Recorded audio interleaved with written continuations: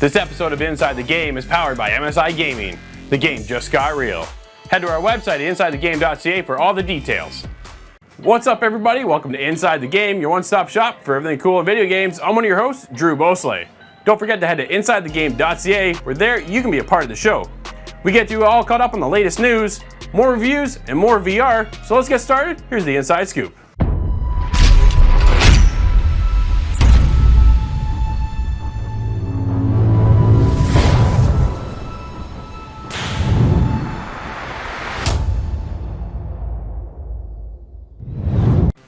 Microsoft had an earnings call where they stated that they are well positioned for the future of their games thanks to their technologies and their services. Microsoft is well positioned to succeed in what's going to be a much larger game market thanks to its focus on technologies and services like Xbox Live and Game Pass. We now have the business model with Game Pass as well as all the supporting mechanisms for Game Pass like game streaming via Project xCloud. We have a social network in Xbox Live that is the best in the business. So, I feel that we are well positioned to what is going to be a much larger market than what was traditionally gaming, in spite of all the success we've had over the years in gaming. Nadella also suggested that a move in the direction of streaming or subscription models like Game Pass won't spell the end for traditional AAA titles. Adding that, going forward, we think that any endpoint can, in fact, be a great endpoint for high-end games.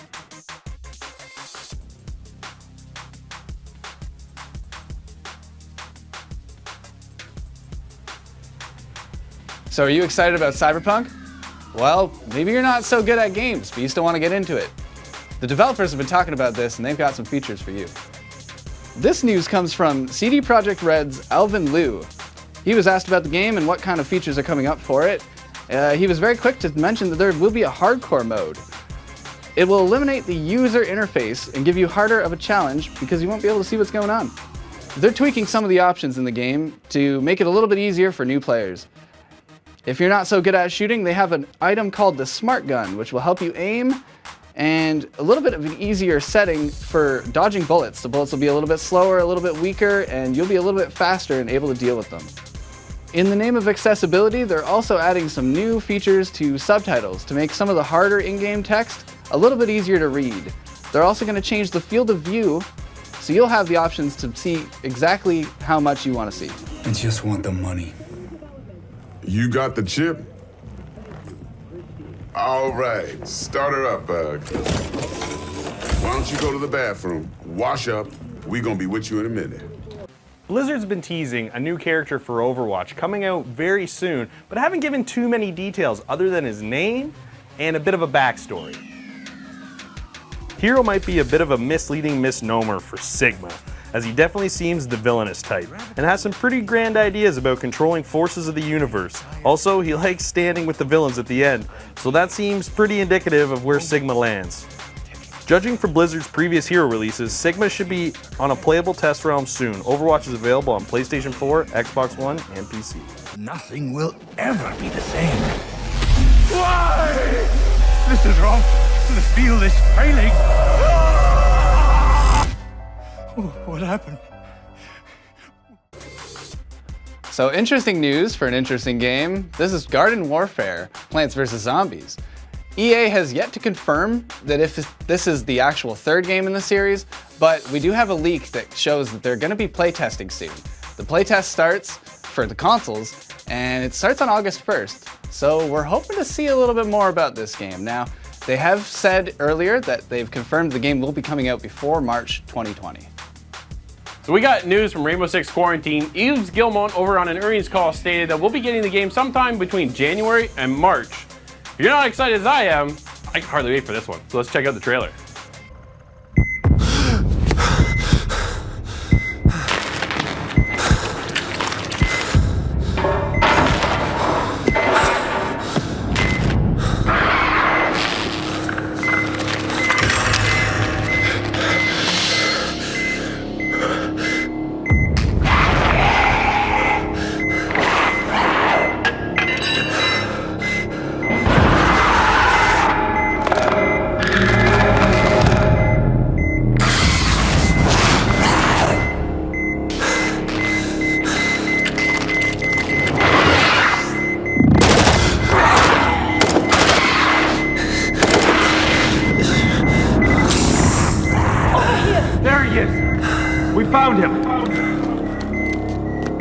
Take him! I'll cover you!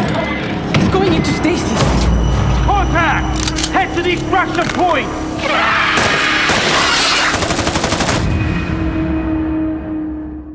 Aurora Studio has announced that since its launch in September 2018, their Battle Royale, Ring of Elysium, has over 7 million downloads.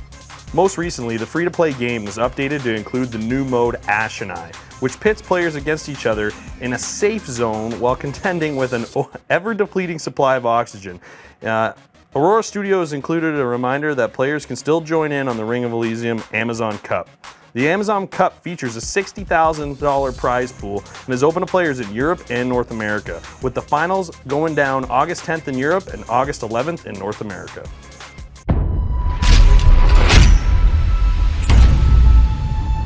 Subscribe to never miss a video and help us by hitting that like button.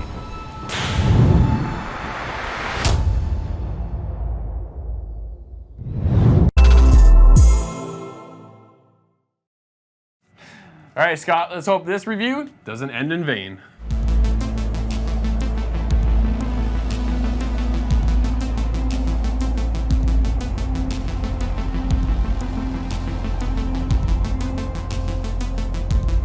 All right, Scott, you and I jumped into Vane over on the PC. We're checking it out over on Steam. This is actually out on the PlayStation 4, which I wasn't aware of. You brought my attention to that one. But we checked it out over on Steam. What'd you think? Well, we didn't hear about this game until we got into it. So Yeah. it was really cool that it was totally new to us because it's a completely personal experience. You got to play this, and it's Yeah. unique. So it seems like a kind of a blend of a lot of different other games that we're used to. A lot of games. It reminds me of the Shadow of Colossus, Limbo, Inside, kind of a mixture of a whole bunch of Kind things of into their own Journey, style. Feather, if anyone's checked out our review. That's right. There's different components to this game that feel different as well. So I like how they kind of broke it up.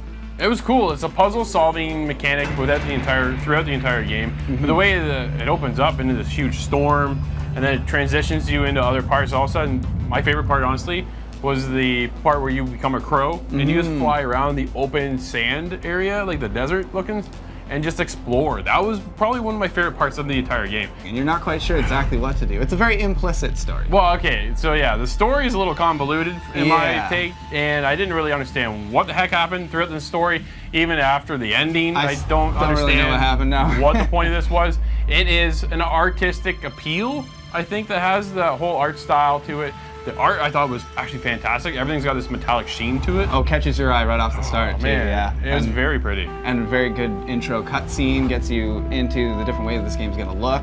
Yeah. And then you're just a bird. That was so disorienting to me It was because I weird. didn't know if I was in the wrong game, if this was just gonna be Feather 2. I wasn't- That's what I mean. Like, it's just an artistic spin on someone's vision, right? Is how that kind of goes. It's someone's interpretation, and you're kind of left to interpret your own kind of idea of how the story unfolds and what happens and why. Honestly, I don't What have the a clue gravity of what all of it the point is. of this story is. No, but it is very an emotional story that they try and tell, like an emotional experience. Yeah. Where the sound and the visual design really lends it to getting into this world. Yes. And then you play several hours of it, and it's not a very long game, so it's kind of just meant to. I believe it's meant to be an experience. I think, oh, absolutely. I think it is an experience. I think the time frame within the game is spot on. I think they absolutely nailed that. It gives you very little indication of how to control anything and where to go. There's no indicators. It's as very to basic. Where you should be leading your crow or your character when you transform. The cool part is too when you're that little girl. I took it as a girl. Yep. Yeah, I okay, think that's what so. I'm going with. But when you jump off a ledge, boom, you're into a crow, and then you're flying Yeah. around. It was so cool. And I it had a doesn't really blast. tell you have to do that No, first. you So just out experience it of, for out of yourself, right? desperation, you jump off the cliff and turn into a bird again, and You get and then stuck. the whole next section of the game. It was really coolly and well hidden like that behind Yeah. these small puzzles. It's but one of those, no hand holding here. It's just go figure it out for yourself. zero narrative at all. Yeah. So you kind of need a little bit of help, maybe, or enough time spent in the world to get grasp of what you can control and what you can't. Yeah. Because a lot of the interaction with the world is just you settling as a crow on something and calling all your crow friends to you. Well, okay, so I had a bit of a problem with the settling as a crow. I got no problem if you want me to perch on something, but then let me perch on it, because when I'm flying to it or close it or somewhere near this thing, then I'm not like clamping on Getting anything. the I'm just actual or, like claws going by, to or I'm the just kind of actual hovering over edge. top. I'm like, I don't know, whatever. But I'm just there. I'm nowhere near. I'm just let me land where I want to go. So I had camera problems. I found the camera would spin around and I'd have a huge problem, especially when I was actually the female character. I got stuck on some walls. Yeah. So it now, was just, I thought maybe the camera close, man. It was close. I thought that was the only hint you were getting. When I played the bird yeah. sections of it, it kind of zooms out to show you that you can go a large distance. But if you get towards the edge of the map, it zooms real in, so you can't see very much at all. Yeah. And I think that's kind of like a slight little push to show you the right direction. Yeah. But you're right, when you get to be a character and you're walking around, you don't need that kind of push, and it really just kind of gets in the way. I was turning sometimes, and then the wall behind me would completely hide my character, and that was a huge issue because then I lost where I was.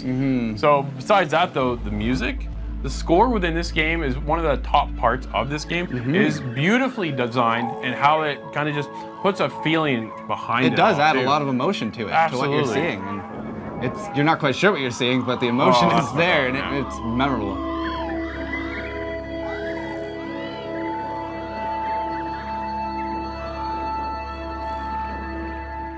All right, Scott, we had a good time in Vane. I had a couple issues, but if we're gonna score this one, what are you gonna give this one? So being that it's a nice short experience, you kind of have to have that in mind when you're looking at this kind of a Yeah. game. But artistically, it's Oh, there. I vision. love it. It looks visually amazing, and the sound is there, and the adventure was really cool, and I like how it didn't tell me what to do. I kind of did like that. Yeah. So I'm gonna have to give this one a nice 7.5. You know what? I'm right there with you. I had a great time. The fact that they didn't tell you what to do, I felt sometimes was a bit of a hindrance. I wasn't sure what direction to take. Oh, you get stuck for a while. You get stuck, but I think because it is so short that's okay with this game. But the vision overall and the story kind of left me wanting a little bit more explanation of what I was doing and why I was doing this. I'm there with a 7. With very stylized graphics and great sound and music design, but lacking story and direction, we thought overall Vane was a very great, short, and powerful experience.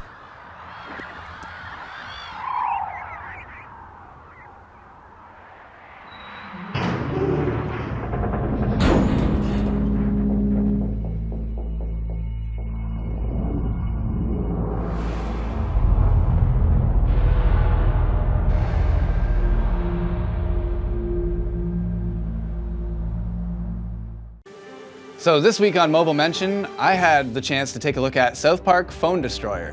Now, I've played the other two South Park games, more than that actually, but this one's made kind of in the vein of those last two. So I'm not gonna say the titles of them, but check them out if you haven't. They're RPG games where you bring your class and your own character to the game, and you meet all the familiar crew from South Park that you know. Now that's where this game really shines because it has the same kind of humor that you're used to, and you still use your character. You make a character right off the start. Instead of it having like a party system where you bring your kind of friends through it, it's a card-based system. So there's a timer bar, the bar fills up. As it fills up, you get a card, and you can save those up, use them strategically to get through the fight that you're in. And I found the fights were pretty cool. They're kind of like a more cinematic thing than the other games, where your character just kind of walks along and you have to react to things. I thought this one was really cool. If you got some time, check it out, South Park Phone Destroyer. So Google Stadia had an AMA this week, and that's kind of the big topic of the show for the podcast. Now, Andre Doronashev, yeah, we'll go with that. Anyways, he answered all the questions, and there's a lot of confusion right now based around Google Stadia and what the future holds for this whole streaming platform, even coming out of Xbox, and what they're doing with xCloud. They have a lot of questions, yeah. They have a lot of questions. So Google right now has been at the forefront, kind of answering what they can, and I'm still stuck with a lot of questions as to what's going to happen and how this product is actually going to serve. It's because it's so new. People and It's so who. different Yeah, absolutely. than what It everybody's is. used to when it comes to intaking video games. It's a streaming service, but not how we're used to, like Netflix being the streaming service, right? We're not just streaming, we're streaming games, but it's not provided that way in that sense of we pay a service, subscription fee for Netflix of $15, and we get all access to everything. That's not exactly how Google is set up to do this. No. Right? So Google is going to provide a streaming service, but we're still paying for the games, right? So a couple questions came out within the AMA. Will there be free-to-play games for Stadia? So Andre answered, yeah, I certainly hope to have a few free games to play. Obviously, the one announced, though, will be Destiny 2. That would be a free game coming with the service. So they've announced that as a Xbox Gold service, in a sense. Okay, yeah. Right? So Stadia, this for me, like they're all over the place for questions and more confusion. So free to play games are coming. So I'm kind of thinking of like any mobile games. Mobile games are coming for like free titles, like League is free to jump into. So Dota 2, that kind of stuff. So those titles, not those particular titles, but that genre is coming. So you can get in there for free. You get the base service for nothing, and then you can pay for the pro service, which then allows you to get into 4K streaming, right? That kind of stuff. Yeah. So, but there are going to be free games within the service, and then they want to know if they're going to be actual free games to play. So, Stadia free games explanation. And he said, to be clear, Stadia Pro is not Netflix for games, like some people have mentioned. A closer comparison would be like Xbox Live Gold or PlayStation Plus. The Pro subscribers get 4K HDR streaming, 5.1 surround sound, exclusive discounts, and access to some free games. Roughly one free game per month, Give or take. So it means maybe some months will have a couple. No, I think One that or means two? at least one, maybe one or two. And they're starting with, obviously, Destiny 2, which then is also allowing us to bring over our save files from current generation of whether you're playing on Xbox or you're playing on PlayStation, then to bring that over into that service as well, which is kind of nice. I do enjoy the fact that I'm able to carry my save. Yeah, that's really going to keep a lot of people open to the idea of it in general. Oh, for sure. Yeah. Because otherwise, it's just a new pot of players, and that's going to be a hard start. Oh, definitely. Yeah. This is the biggest thing is, so who does this really serve as far as the service goes? We already have our Xbox, we have our PlayStation, we have now the Nintendo Switches out here. So if you're going to introduce a new streaming service, and it's not free games like Netflix, like we kind of initially thought Stadia was going to be. Yeah. That's how I took Google Stadia as being a streaming service, not a streaming service to play the games only, but a Yeah. streaming service that I can play games anywhere I go, providing I pay for this service, So I which I guess was fine with. It's a streaming platform rather than a streaming service. Exactly. Yeah. So you're paying. So everything outside of this, you're paying full pop. So if you're going to get the next Ghost Recon Breakpoint, it's $80. Yeah. Unless you're getting the service from Uplay Plus, which we just talked about earlier. Are you confused already? Well, see 'Cause where all this is coming into, right? That's what I'm Yeah. telling you, man. It's just too much. It's too much. Like the biggest turnoff for me on Stadia now is I don't want to pay for a streaming service that I also have to pay full price for the game. I think that's dumb. Yeah. I like the idea of what they're doing. I think the technology is fantastic. Being able to interact like they showed with streamers, and being able to just clip a game and then have people jump into the game right where you just speed ran a level or did Yeah, something sure. that had some sort of checkpoint on it. Like that stuff's wicked. I think that's so awesome. I love that that's where it's headed. But honestly, I want nothing to do with this at this point. I kind of wish it just came with a box that was a one-time buy. Yeah, You know? like this, and I know that's what they're departing from. Yeah. But Yeah, that's kind of the direction. this they're might trying to get work away better as we get into 2020, 2021, where we're coming into the new gen consoles. Right now, like you said, everybody owns. You have a PlayStation, you have an Xbox, you have a Switch, whatever it is, right? And like those you have that services stuff. that go with it. Exactly. So I can get free games on those platforms. So I might as well just stick with those platforms until Stadia starts giving me something more than what I already have. from. Yeah. or some One- kind of exclusive Yeah. or something. Well, so yeah. Google Stadia is working on, like, they just brought in Jade Raymond, obviously, right? And Yeah. started forming that studio. But that studio is brand new, and they're just getting started. They're nowhere near an exclusive title right now. not a chance. Which is unfortunate because that's what's going to draw people to the Stadia platform. Where are the exclusives? That's how you draw everybody in. That's what Xbox does. That's what PlayStation does. And that's how you get those. Oh, that's how core Nintendo gamers. survived. That's how That's Nintendo the only is way still in Nintendo this. survived, right? Yeah. Super Mario Brothers. That's why Nintendo's still here today. And then you get Smash Brothers, right? And then you get Donkey Kong, and then you get Mario Kart. All the Pokemon. So, oh, yeah. Pokemon's a major seller within itself. So, moving forward, though, it's just the questions are there. Are they going to bring achievements? They're talking about achievements. Not going to be there at launch.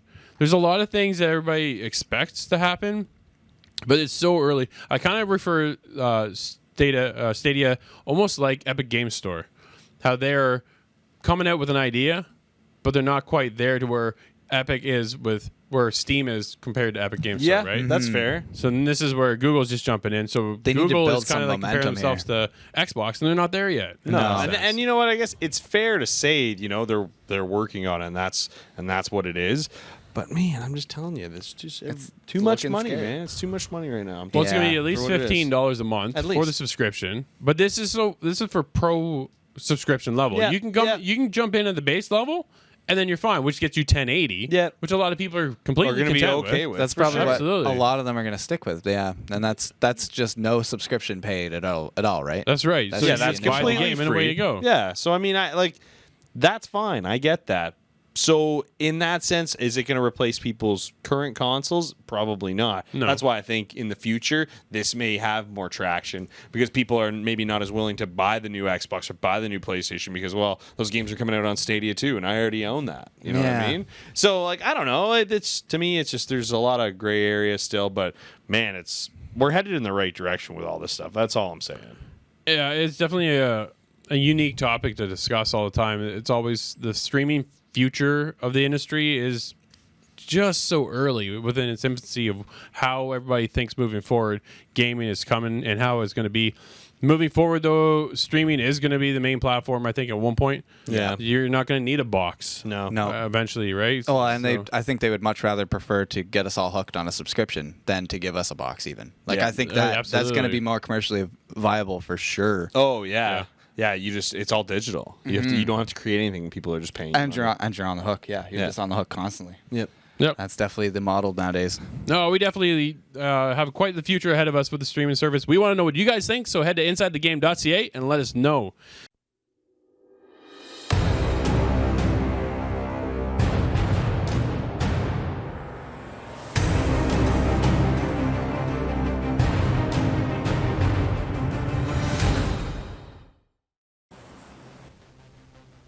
I'm not gonna make it. Am I? Oh, I'm in! I'm in! Yeah, I got like a nice smooth landing into the scaffolding. Boom, right into a big bell. What's the SLR sheet? That's like, 7.62s. okay, I have so much of that. I have like 200 of it. I can give you some. Nice. That's good because I got an AKM as well. Oh, nice. Yeah, both my guns shoot. I got a mutant and a enemy. Yeah, I hate it when we do that. Both use the same ammo. What happened to Corey? Is Corey still alive? Oh yeah, I'm here. Alright. I was muted. Muted for a while, I think. Yeah, you have There's a been. heavy rifle over here.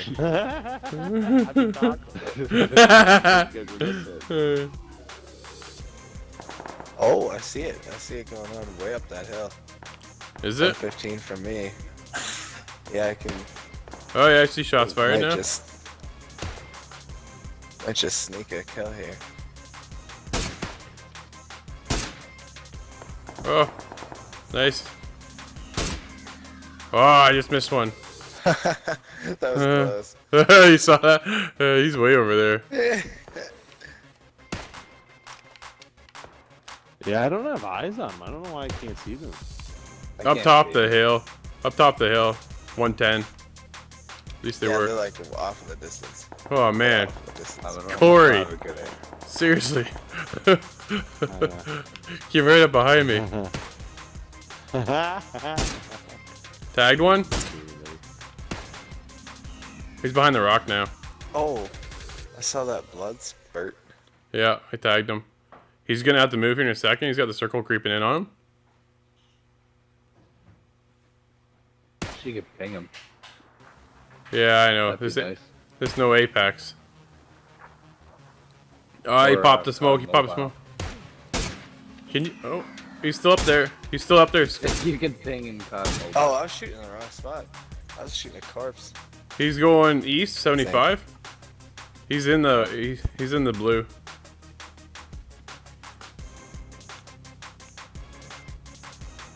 Oh, they just popped another smoke back there, eh?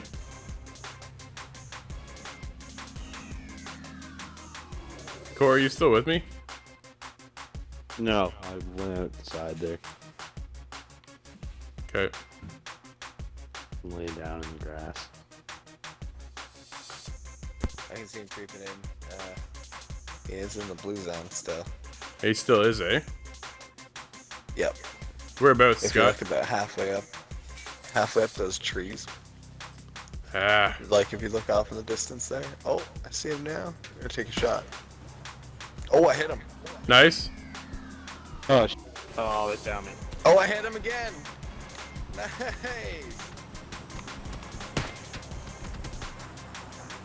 Corey, where from? From that same direction. Really? I believe so. Got one. That's what it felt like. You get the kill there, Scott? I did. Nice job. With a red dot. Oh, no way. Really? Oh, behind. Blue. Oh, I see him. Whereabouts? You're right, it was that same direction. Up behind me. That was in front of me. He's right at the corner of that building that Nate's in.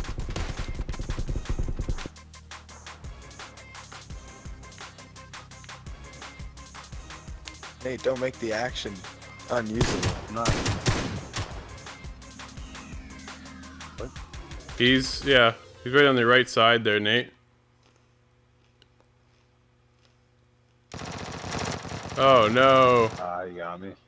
He certainly My did. game just crashed. Oh no. Got him. Where you get shot from? Oh, Scott? from behind. They're coming up behind. I just from the disconnected. west. My game crashed, but if I can make it back and my guy's not dead, I can back into the game.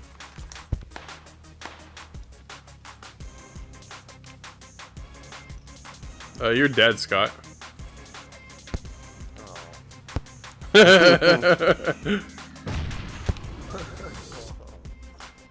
I really don't know how cool that hack for happened. me. Yeah. Oh, he's in here now. Don't worry about it. He's running around. Get out of here, your tank top, dude.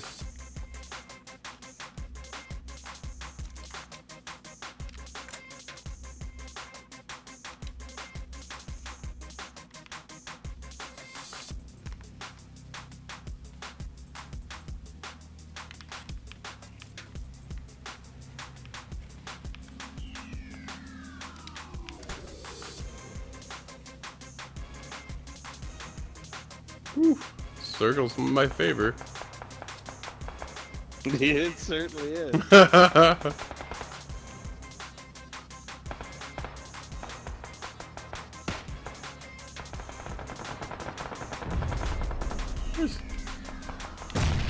Uh-huh.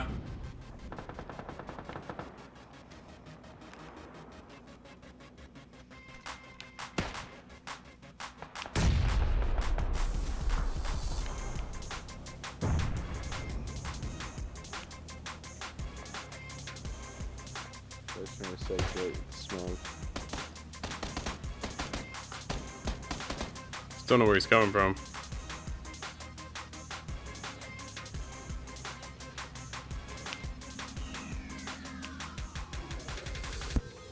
I'm spectating it on you now.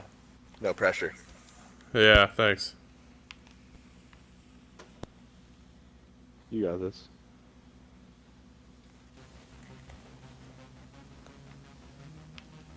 Yeah, come on, girl. I think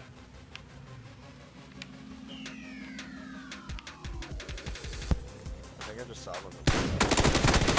Oh! Very nice.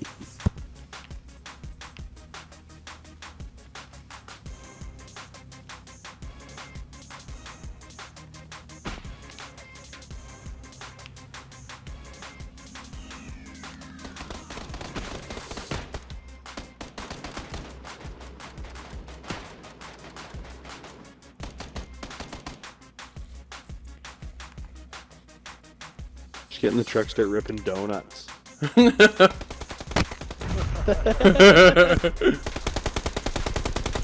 there's 3 up there. They're fighting somebody. I was trying. There you go.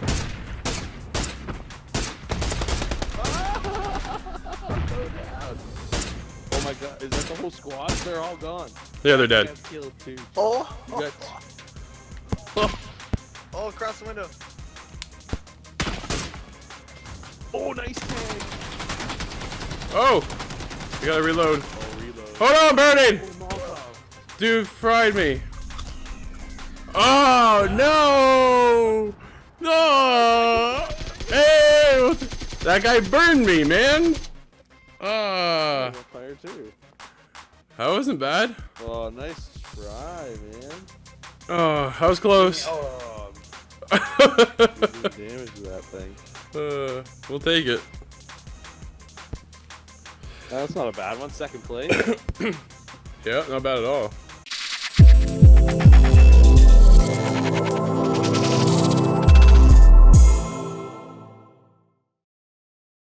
Scott, buckle up, 'cause we're checking out Zombie Driver. The Army has been sent here to quarantine the city. We are here to help the civilians.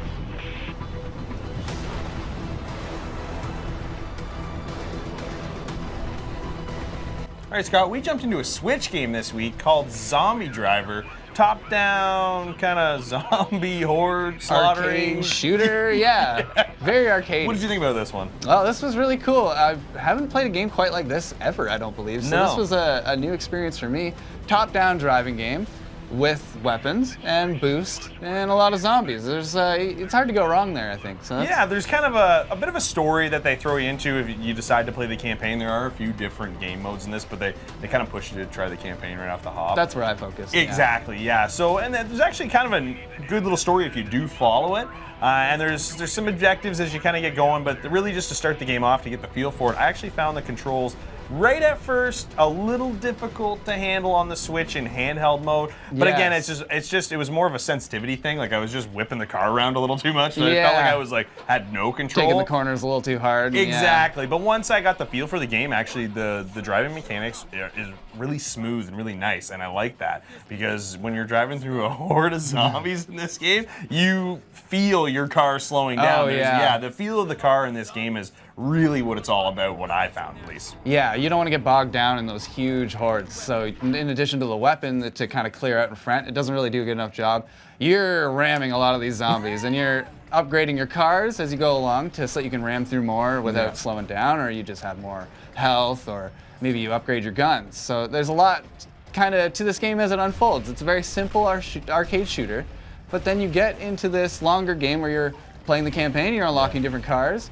You can get Upgrade those currency cars, to yeah. upgrade them, and then those cars you can use in the other game modes. Yeah, which I thought was actually really cool. And one thing I want to add real quick, because we are talking about the campaign, is voiceovers. This is a game I actually didn't think we'd get any voiceovers, because a lot of Switch games I find, Yeah. you do a lot of dialogue reading. In this game, it's all voiceovers, even during some of the missions where you have to go to a certain checkpoint to pick up a few people and save them. When they get to the car and they arrive, they pop up with a little dialogue blurb. It's usually something funny yeah, or comical. sometimes they're funny, and I was like, yeah. you know what? That's a nice little touch to a game like this where you're relentlessly just driving over zombies nonstop. It could have been really dark, but the characters that you rescue kind of bring a light to it, and that's what a lot of the gameplay boils down to, is you're rescuing a lot of these people. Sometimes you only need to rescue maybe half of them, but you Yeah. get a bonus for rescuing all of them, or Yep. something like that. Or it's just destroy the area, clear the zombies from this spot, and move your base around. It's very simple in practice. Yeah. But I find that the changing the vehicles and changing the weapons It's up, really enjoyable, that's though. where it gets really fun. And Yeah. it's very pick up and play for me, and I'll drop it after a round because the levels are very quick. They're Yeah, not very it doesn't difficult. take long to progress through this game or through the campaign, and so you do feel that arcade feel to it, where you can kind of gain a lot of ground in this game within a relatively short period of time once you've learned the controls. What I found is the weapons and stuff that you pick up throughout the map. It's not like you grab a weapon and you've got that weapon for the rest of the round. No. That you run out of ammo, you run out of fuel. There's things that happen that you need to make sure that you're always picking up new weapons as you go along, so it's not just a one and done run. So there are some No, yeah. strategic elements to this game. I'm not going to say there's that much strategy, but there are things you need to worry about while you're driving over piles of zombies. Yeah, sometimes you might need some health, but you better be keeping up with the bullets because Yeah. you're going to run out of ammo. There's just zombies everywhere. And like There's you no said, getting you end around up that. just skidding around, wiping zombies out. But you know Oh, what? yeah. That's where this game really boils down, and that's what makes it so much fun. It gets nice and satisfying in those moments. Now, I took a trip down the arcade section of it where it's just a smaller map and you're supposed to go around and just last as long as you can. Now, I unlocked the bus from the main campaign and I took it into that, and it was just a feat of endurance. I could just keep going all day because I got used to the skidding and the small little skills that are involved in driving around. And then it's fun to kind of go through Basically turned waves into and a giant waves. yellow lawnmower, didn't you? Oh yes, Yeah. yeah, beautiful. And that's what makes this game so much fun.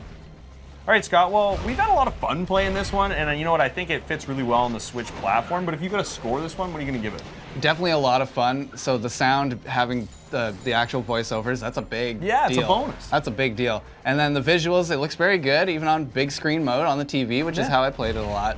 I really wish there was some sort of a multiplayer angle on this, because I do like to have that like drop-in friend or something. Yeah, split screen. However it could have worked, it could have been fun. But overall, this game is still a nice package, and for the price too, it's not very expensive. No. So this is definitely worth checking out. And I'm gonna have to give this one an 8. You know what? I'm right there with you. I had so much fun playing this game. Like I said, the controls at the beginning were a little bit difficult for me to get used to, but once you really got the feel for the car, you really kind of started to sail through the levels. It's a skill. Yeah, exactly. And once you learned it, it made this game, 10 times even more fun. Like you said, there's a few multiplayer aspects that I kind of wish this game had, but the story with the voiceovers and kind of a little bit of characters in there that kind of make it a little more comical made this one a lot of fun. I'm going to give it an 8.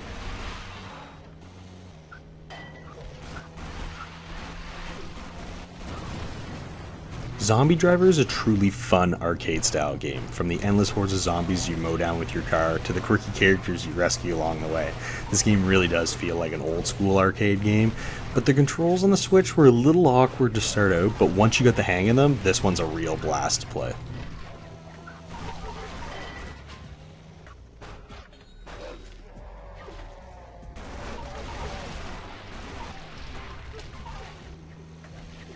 If you enjoyed this video, don't forget to like, share, and subscribe, and don't forget to hit that notification bell so you don't miss any of our upcoming videos.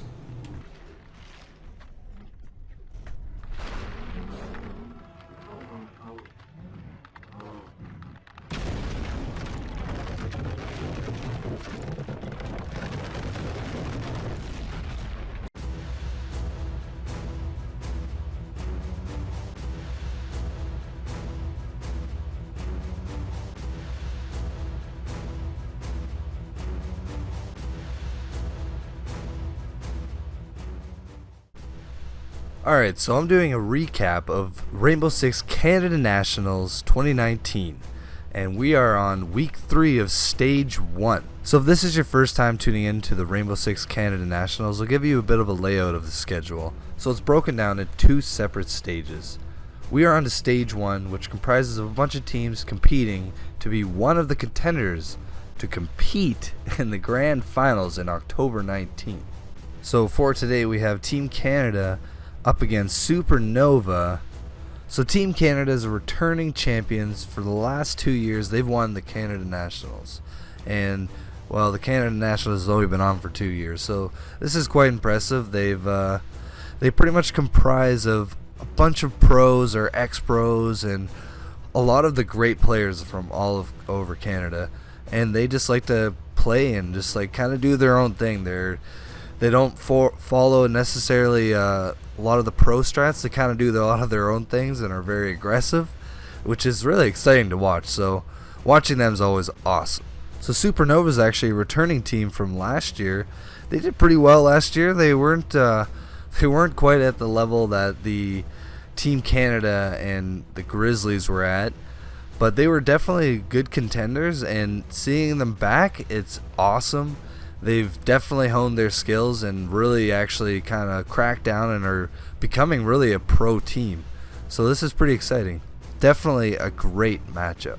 So like I previously mentioned, the winner from today gets to go to the grand finals, which this isn't really a joke because there's some money on the line. We got first place winners making $10,000, second place $3,000, third place $1,500, and even fourth place you got $500. So you know what, if you win today and then you make it out fourth place in the grand finals, you still come out with $100 and a ton of fun and great experience. So this is quite exciting. So first match we had Supernova defending against Team Canada, and on the map Consulate. So a pretty exciting matchup.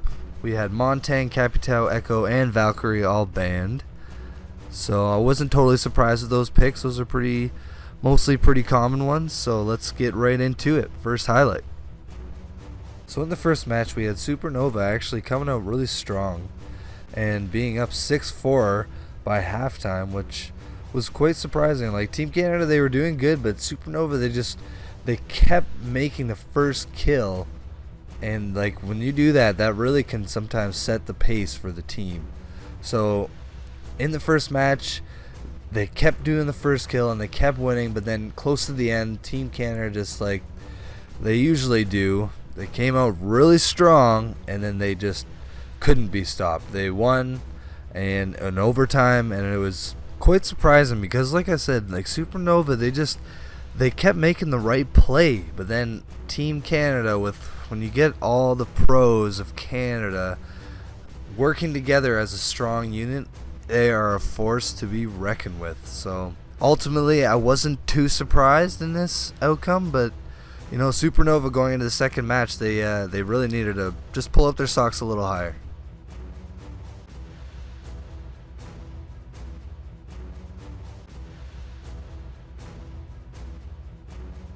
So heading into match 2, we had quite the back and forth gameplay.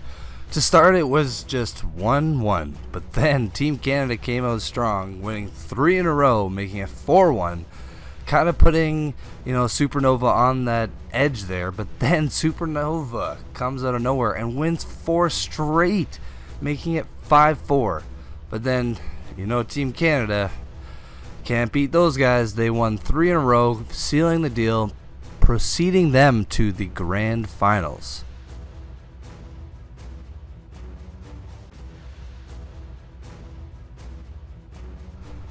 So unfortunately for Supernova, they didn't get to proceed to the grand finals this year. They got kicked out by Team Canada. Unfortunately, they got put up against Team Canada. Of course, that team, they're so tough. But next year, I believe Supernova really has a strong chance, and they're going to really, you know, give a run for their money.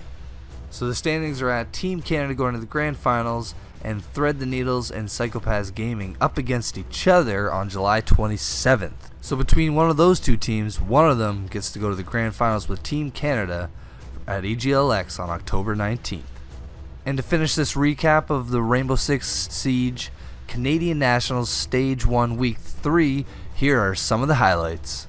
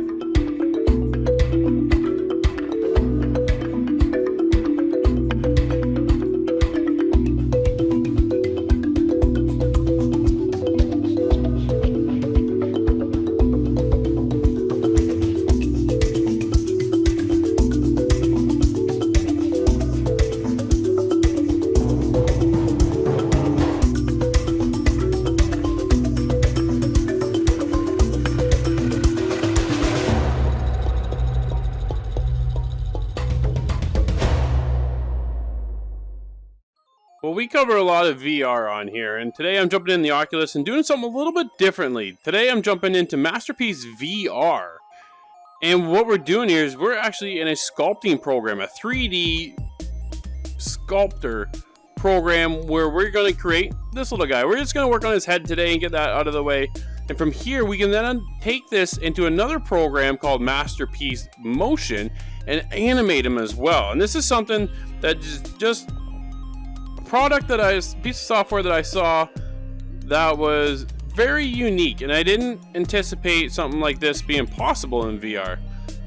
And that's what we're going to work on today. And I want to showcase how this works and why, if you are into art or an animator or someone who's curious about just 3D at all, 3D models, making anything, being creative, and that's what you want to do, then maybe this is something you should consider, because I'm going to be honest, it's an intuitive program that really kind of caught me off guard, how cool and how well and how easy it is. Now, I'm no master of this by any means, but at the same time, to go in and create for this isn't really... there's a learning curve. There's no doubt about it. But at the same time, it's cool to make 3D be easier than it's ever been to create in this kind of field. Because before, you'd have to go into Maya or 3ds Max or something along that line and start creating that way. And it's kind of been a little daunting. All of a sudden, now you're a 2D artist and you're into fine arts or a tattoo artist, anything like that, and you go, man, like 3D is cool, but at the same time, I don't want to worry about figuring out all the program and what button I need to be working on in this. It's like grabbing a piece of clay and shaping it, but in 3D. And I'm just using the smudge tool here, and this is what we're gonna do. We're gonna put down a base and start smudging it and moving it around and creating until we come up with, essentially, our little vulture pet here. And eventually what we're going to do is we're going to move on from this. Now we're just using the vulture as a guideline. We don't have to be exact, because I'm not kind of going for that. But at the same time, you want to go in and create something. You can import a picture. You can just go off the fly, whatever you really want to do. It's completely up to you. But it's just intuitive and how quick and easy it is to get in here. Now you can spend hours. Like, I've seen some phenomenal creations from people who would go in and do all the detail, and then you take it out to a program called Blender or other programs like that, and then add just other levels of detail and polish. But to get started in the world of 3D has always been a little daunting, and I think this, in a sense, helps kind of take that out of that equation and allow you to start shaping and making stuff. Just because if you have that creative need or desire, like I do typically, you want to try it, but at the same time, you don't know how to get into a 3D modeling program like ZBrush or Blender, or you can get into that kind of thing. But if you have an Oculus VR and you jump in, this is, I'm telling you, you should take a look at Motion or Masterpiece VR, because this is a easy program to use with lots of tools and lots of exciting things on its future for us to kind of get into when we dive even deeper, as we're going to have Jonathan from Masterpiece VR come on the show and talk about this product and how come he's making this and who is it really for and why should people kind of take notice of this, and can we do future things. Because honestly, if you are even a 3D modeler and are in the video game space, this is something you should really consider as well, because it's an option for you to go in.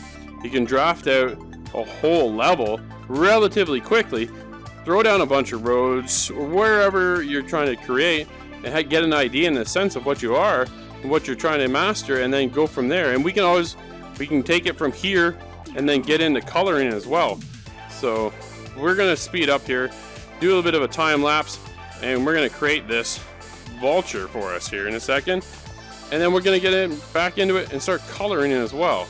So many tools to use, so many options to create such unique items that have made life easier when it comes to 3D. It's something we should really kind of consider. What I'm creating is just the basics and how to get started with Masterpiece VR, but that only scratches the surface of what is absolutely possible. So what you will see throughout the rest of this portion with Masterpiece VR is highlights of what other people have created and the ability that is out there with a program such as Masterpiece VR.